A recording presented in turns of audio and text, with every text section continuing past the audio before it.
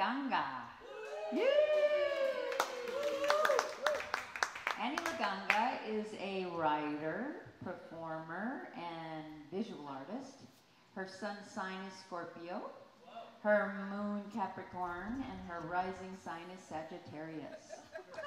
She likes to drink coffee and watch TV shows on Netflix, and she's currently developing a one-woman show called Always Take Your Meds.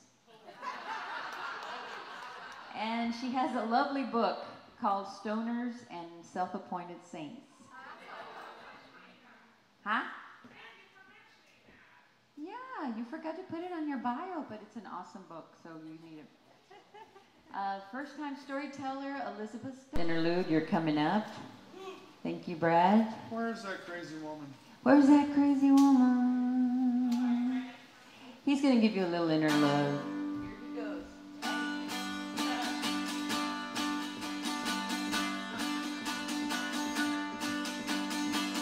Lost my wife, lost my son. Stay out drinking till the morning comes. Oh yeah. What can a poor boy do? What can he do?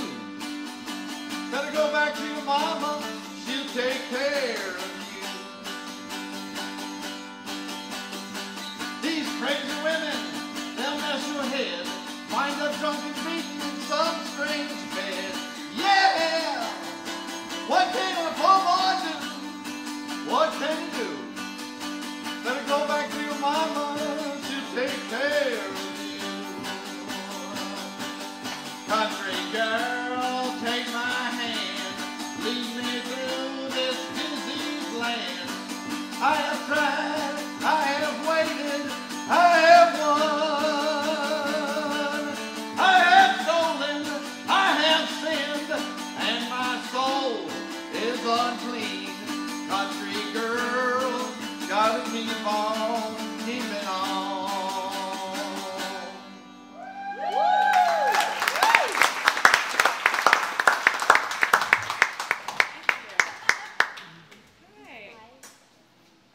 Not a country girl, but I felt like one for a minute.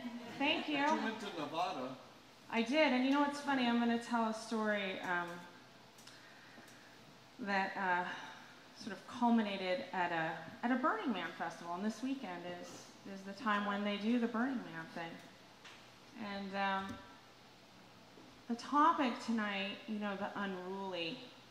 Right, the unruly. And for me, this is something that happened for me recently, is I needed to tell my boyfriend, we've been together 12 years, I needed to tell him my life story again. Something that happens at my house regularly. And it was a version I hadn't told before. And,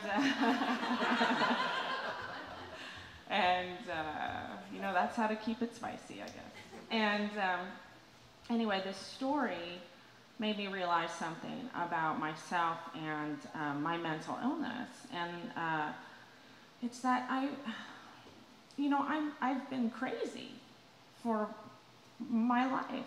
I'm a crazy lady, and I could tell a story to you about how I've been bad or incorrigible or lazy.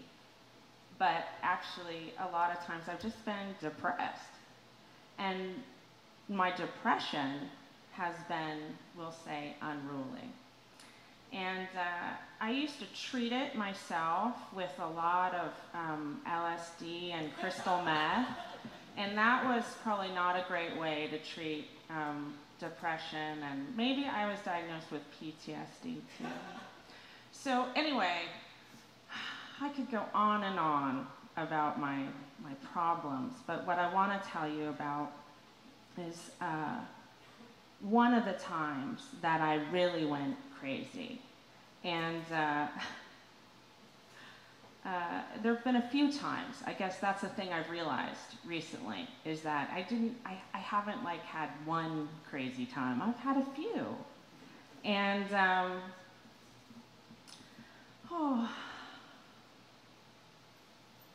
makes me a little sad, but here's the story.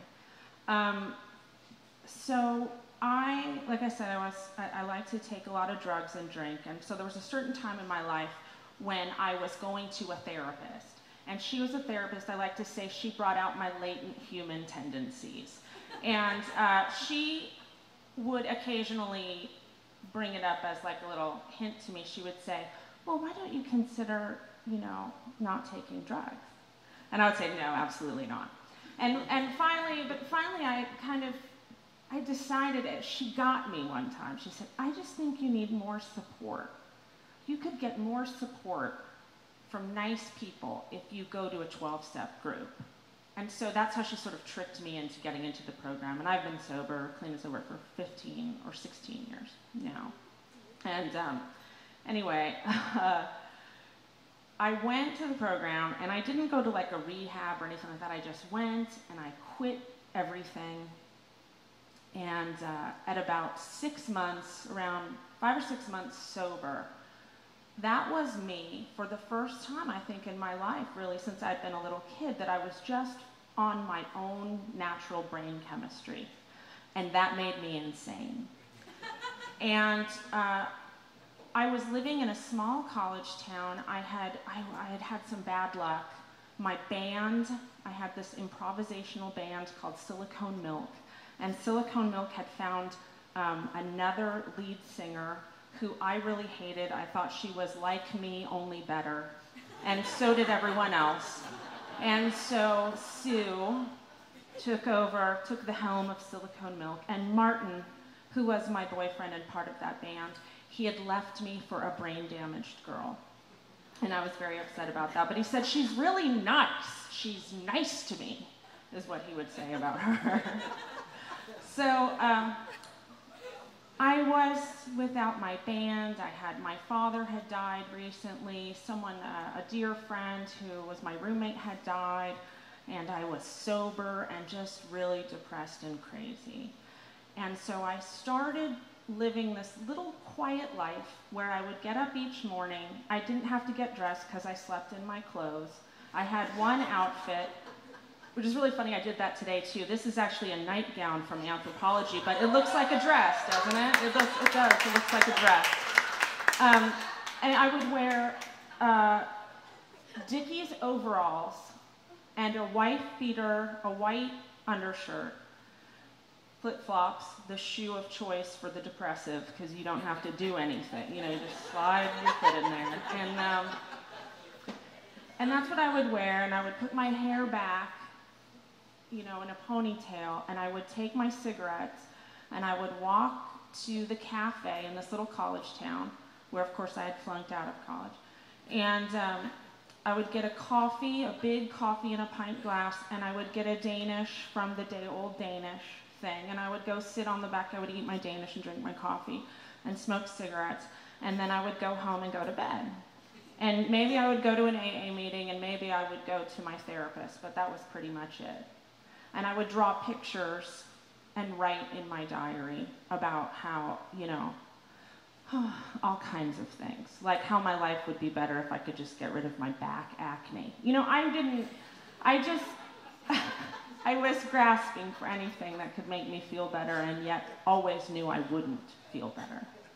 And so I just kind of gave into this depression. And one day I went to the cafe, and there was a man who had lived in my apartment building I'd never spoken to before this point, and he had sort of overnight become a cross-dresser.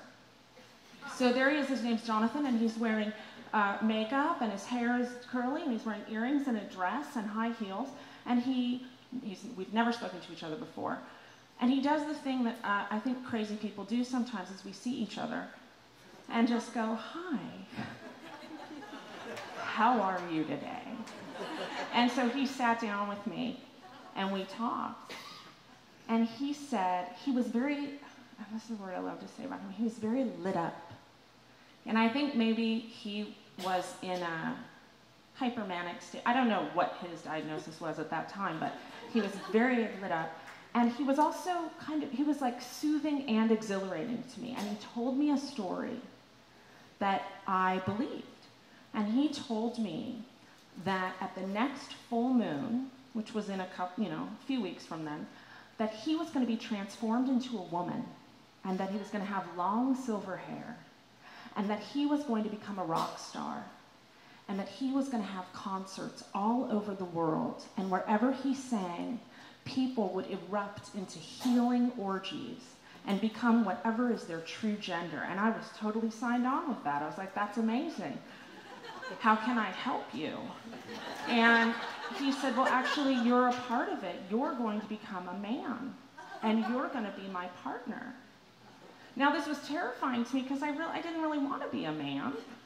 But at the same time, I really wanted to be a rock star. So I,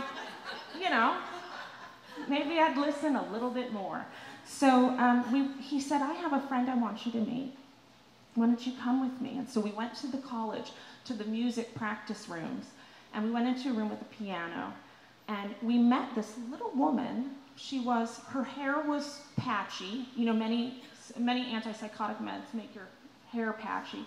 Her hair was patchy, and she was very shaky, kind of sweet, strange. And he said, this is Mary. And to me, that was significant. Mary, like Mother of Jesus, of course. It was all getting a really religious thing. I don't know what it is. What is it about us when we go crazy? That if Jesus comes in, I don't know how. But anyway, so Mary, and the three of us go into the practice room, and Jonathan starts to play the piano and sing. And he plays the kind of songs that at that time Riot Girl, I would never have admitted to anyone that I liked that kind of flowy music. It was very piano bar, kind of fern bar songs. And I loved it. It just felt like something was soothing me. And he would sing these songs in kind of a made-up language. And one of the things he would sing about was La Playa. The playa. And which I knew in Spanish means the beach. But I also knew that at Burning Man, they call the desert the playa. And I thought, how does he know about Burning Man? Because at that time, this was many years ago, 20 years ago. No, 16 years ago, a while ago. I don't know. Dates are fuzzy for me. So I didn't know, I thought, how does he know about Burning Man? That's kind of magical. And anyway, this little group of three, we started meeting regularly every day. Every day, because I had nothing else to do. Get up, take the cigarettes, go to the cafe, get the coffee, have the day-old pastry, go to the practice rooms with Jonathan and Mary, listen to the music, the prophetic music in a nonsense language. That was guaranteeing my place in, I guess, rock and roll history. I don't know. So it turned out that this was during a period of time I was going to go to Burning Man. And I had tickets. I was going to go with my band, and who was kind of allowing me to go. And I thought Jonathan should come too. And so we decided that Jonathan would come. But at the time, it was one of those things about being real crazy. The craziness starting to kind of amp up is that, I had started with just a toe in the crazy. And then I was getting my whole torso in the crazy. But I still had some, I was still holding on to the world. And I remember sitting in my therapist's office at one point during this time. She's talking, and I'm acting like I'm in therapy with her. But what I'm thinking the whole time, I'm having an argument with myself. Do I tell her that I'm going to become a man? Do I tell her? I don't know. Should I tell her right now? And I think, no, she'll know. When I come in, and I'm a man, she'll know. So I don't tell her. And I start to get very scared. Now, at the time, I have to say, and I'm sorry to go off on a little thing, but at this time, my dearest best friend who lived in LA, I was living in Northern California, who lived in LA, she was also a crazy person, and she had also gotten sober right around the same time that I did.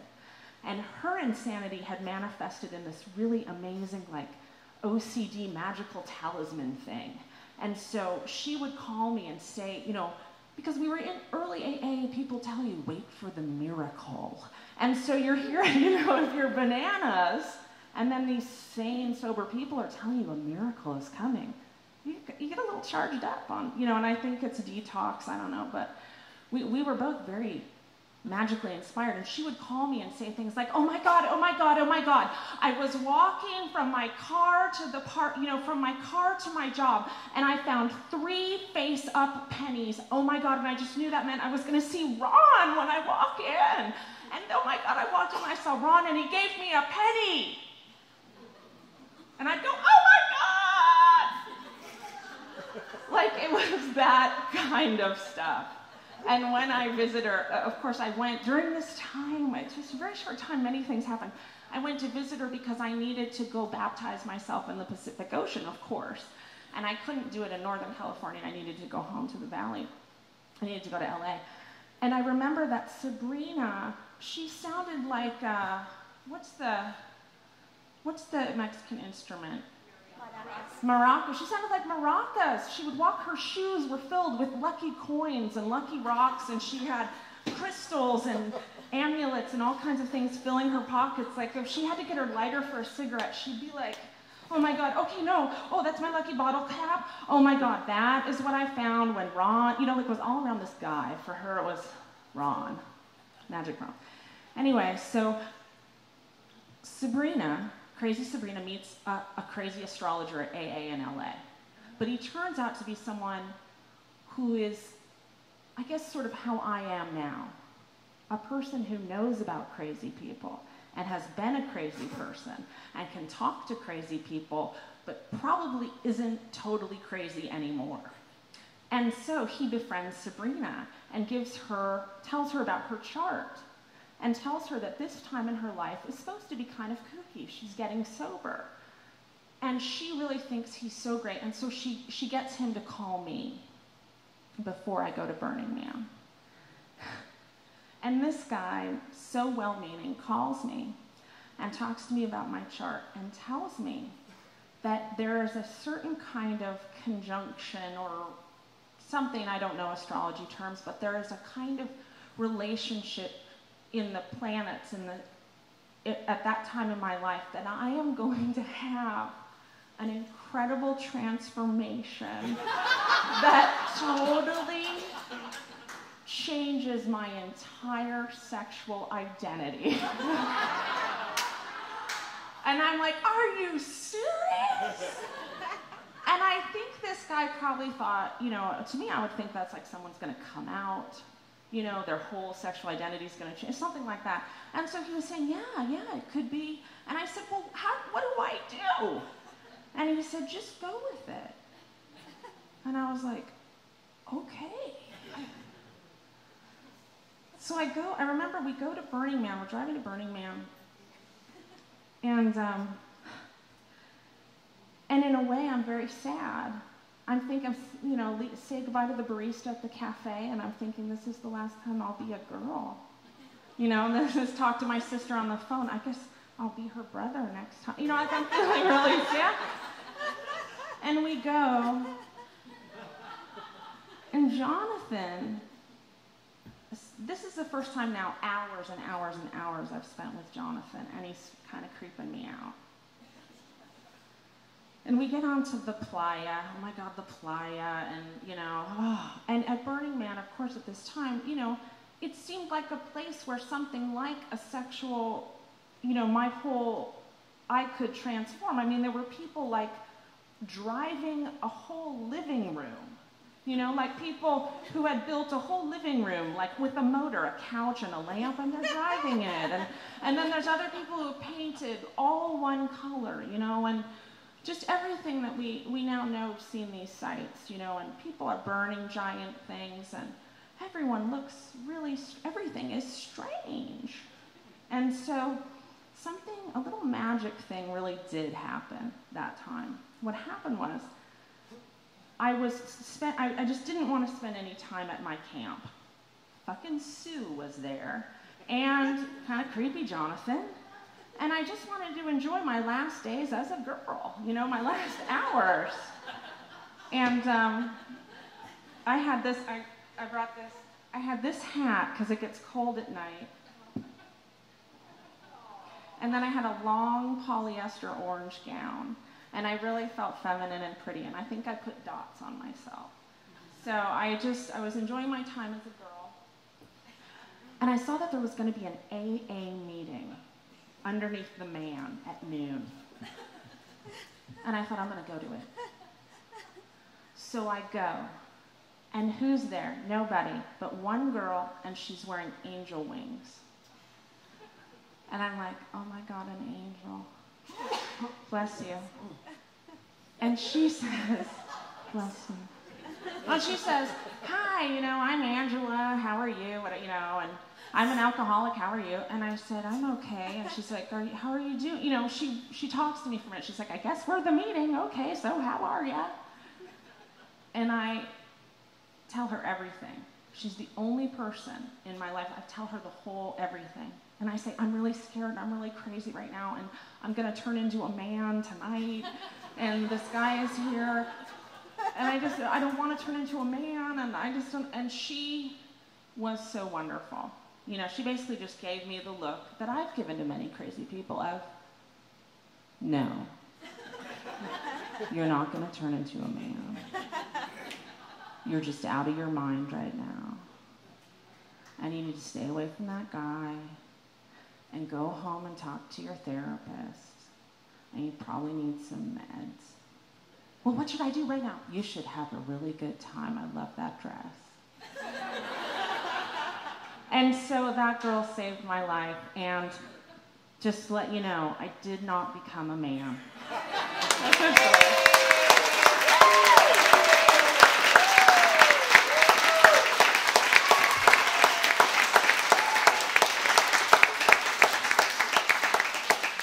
Thank you. So we're at the halftime. Let's take about an 8.5-minute break. We'll see you back here shortly. I have my clock, yeah.